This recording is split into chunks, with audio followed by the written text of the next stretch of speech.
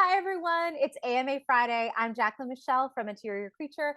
I am so excited today to answer a question that came to me through Instagram. So, I recently asked in my stories, what are some parts of the human design chart or gene keys that you're having a hard time researching and really finding good information on? And May wrote back and said 30. Gate 30 was a challenge for her. So, today we're going to dive into the gate of feelings or gene key 30 and talk about the energy that it brings when it's activated in our chart.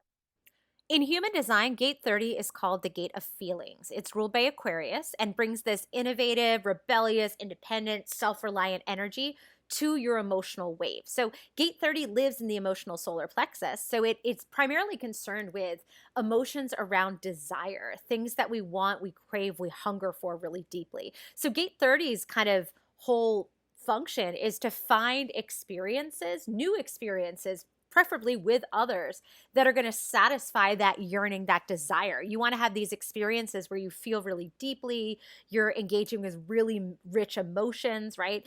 And so, what to help understand gate 30, a lot of times it actually makes sense to look at its partner at the other end of the channel, gate 41. So, when 30 and 41 are both activated, they make something called the channel of recognition. Gate 40 also has to do with desire, but it's more of like a pressure to find the things once you've found the things that are going to provoke and result in these intense emotional experiences with other people.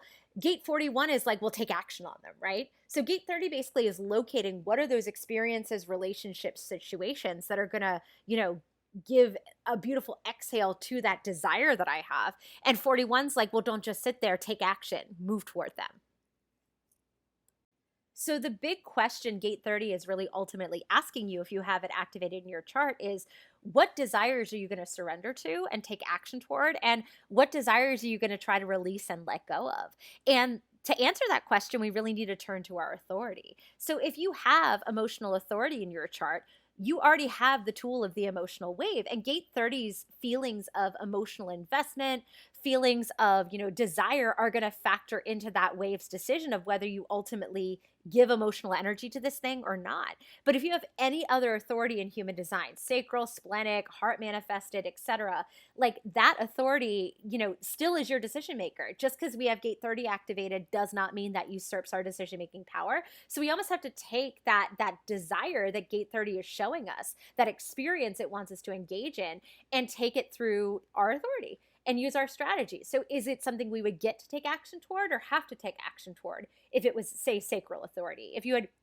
splenic authority, does it feel safe to take action toward this thing? So again, the authority is always the arbiter of what we walk toward and what we walk away from. But gate 30 kind of adds this layer of emotional complexity because it is this deep yearning, this deep hunger to have these emotional experiences. And the hunger can be intense, and the emotional experience itself can also be intense. And where there's intensity, there's also fear and nervousness, right? So all of the gates in our solar plexus, spleen, and mind have this fear aspect to them, right? So when we're in the shadow of this energy, a lot of times it can manifest as this intense nervousness about the stakes that are created. Because when we have emotional investment, right, there's emotional risk and emotional consequences. So the fear aspect of gate 30 is crap. Well, if I'm really emotionally invested in this thing, there's emotional risk there. Is this an emotional risk worth taking? The I Ching actually refers to gate 30 as hexagram 30 as the clinging fire. And a lot of times it's talked about as fire as this means of illumination. So I like to think of our desire as this like fire burning bright for something. And fire not doesn't just have like a heat intensity, but it also has a light. So it can also illuminate for us what we actually care about and where our emotional investment really truly lives. So the gate of feelings in the gene keys is referred to as the celestial fire. So Richard Rudd talks about this also as this hunger for these deep, rich emotional experiences. And he says though that like which experiences that we decide to kind of give ourselves to can be incredibly instructive. So think about it this way. If you care about something so deeply and you're like so emotionally committed to it, regardless of how it ends up turning out, it's going to teach you something, right? So, because the emotional stakes are high, there's like gravitas and consequences. So, whatever it is we choose to kind of throw ourselves into that's desire based is going to be instructive, whether it's ultimately instructive in a positive way or instructive in a negative way. And we can learn through our own emotional experiences. And we can also learn kind of by proxy by watching other people and what they throw themselves into and what they commit to that's like deeply emotionally connected for them. So he talks about desire and the nature of desire as being not inherently bad or good, but as almost like our reaction to it, the way that we try to manage or micromanage our desire as the thing that can be ultimately destructive or instructive, right? So if we're looking at the shadow of gate 30 as being quote unquote desire in itself, in and of itself rather, is an incredibly human thing to have. Like everybody who's a human desires, right?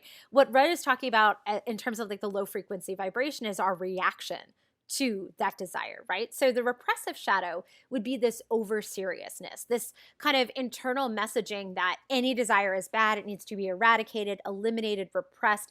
And so instead of even examining that thing that your body is telling you you're feeling emotionally pulled toward, it's basically like, I need to negate it, like ignore it, push it down. I can't engage with it at all. And that sort of over seriousness ends up kind of, I guess, blocking you from experiences that you're supposed to have because you don't want to deny yourself emotional investment, right? The opposite side, though, would be this reactiveness, where that is when the fire of desire gets to be all consuming. It's almost like this idea of if you want it, you have to have it. And so the things you're throwing yourself into, you end up having this kind of flippant nature about other people because you're just so laser focused on like making that desire manifest. So it's almost like allowing that thing that you want to become far more intensive than it actually needs to be. When we step into the gift of Gene Key 30 or Gate 30, we're actually not changing, we're not trying to either, again, eradicate desire or just be consumed by it. We're actually shifting our awareness of the nature of desire and thus our relationship to just even desiring something in general. So again, to desire is human, right? We're not going to be able to change the fact that that's something as a human being we just do, but we can shift the way that we engage with our own desire. So when we step into the gift, there is this lightness that happens because we're just kind of surrendering and saying, okay, there are things that I'm going to emotionally feel this desire for, this yearning for, this hunger for. I can shift the way I use desire in my life. So instead of it being this like thing I need to attain, it almost becomes this instructive tool that helps me, level up emotionally. So it's almost like whatever ends up happening as a result of what I feel this yearning, burning hunger for, right? That thing in and of itself is going to be an emotional teacher. And that kind of detachment from the outcome of the longing and the yearning creates this lightness. So this awareness, again, of the nature of desire itself has this unburdening effect that frees you up then to start stepping into the city. So we step into the city of a gate when the gift becomes our habitual way of walking through the world. So to kind of summarize so far, we've gone from like either being consumed by our desire in the shadow or trying to repress all desire to stepping into the gift and realizing my relationship to desire doesn't need to be like that. I'm bringing my awareness to the fact that desire itself can be this instructive tool to help me find really, really rich emotional experiences and to like expand me and grow me emotionally, right? So when I step into the city, the actual nature of the thing that I desire changes. So instead of it being this like earthly plane, like physical thing or really hyper specific experience, it literally becomes my own emotional capacity, just like expanding and growing and getting me closer to source, closer to divine love, and really closer to understanding at a deep, deep, like soul level, how interconnected we all are. So Richard Rudd talks about it as being like almost this mystical divine union with source as kind of the city experience, right? So we might get glimpses of that while we're here on the earthly plane, but the goal always with any of our gene keys or gates is to really examine our relationship to these shadow energies and try to sit fully and consistently in the gift. And then we'll start experiencing the city when the gift becomes the new habit. So to really figure out how this is playing out for you in your life, what I want you to do is grab your human design chart and first, again, figure out which planets activated gate 30 for you. So we already know that Aquarius governs gate 30. We're going to consider, the Aquarius traits that we talked about earlier in this video. Think about what planet specifically activated this gate for you, or planets. You might have multiple planets that activated this gate. What energy do they bring to this equation? Is it a Mercury gate where, oh, it's going to really impact your communication and your intellect and your critical thinking? So your wrestling with desire might be more analytical, more cerebral. Or is it something that's activated by, a Venus gate where it's showing up in your values and in your interpersonal relationships? If you want to take it a level further, you can also look at the line that gate sits on. A line one placement, an investigator line, is going to impact this gate very differently than if it's sitting on a fifth line, which has this kind of problem solver energy to it.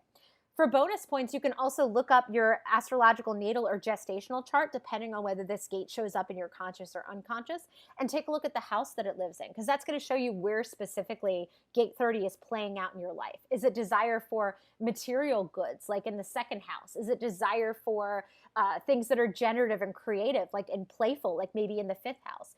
And then the last little piece of the puzzle, which unfortunately I can't help you with because we've never met and I'm not walking through the world in your shoes, is the conditioning aspect, right? Like only you know your specific conditioning that you were raised with around this idea of desire.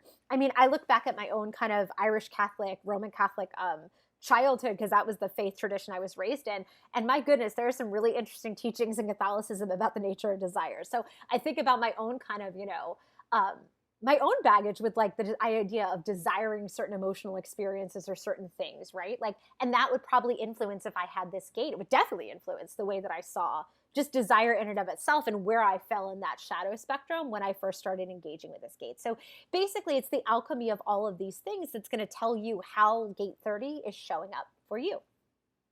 So that's it for this week. If you have a question about human design, the gene keys, astrology, your natal chart, definitely let me know. My email address is interiorcreature@gmail.com. You can DM me on Instagram @interiorcreature or leave me a comment below this video. I get so excited reading your questions and developing resources for you. It really does give me the most joy.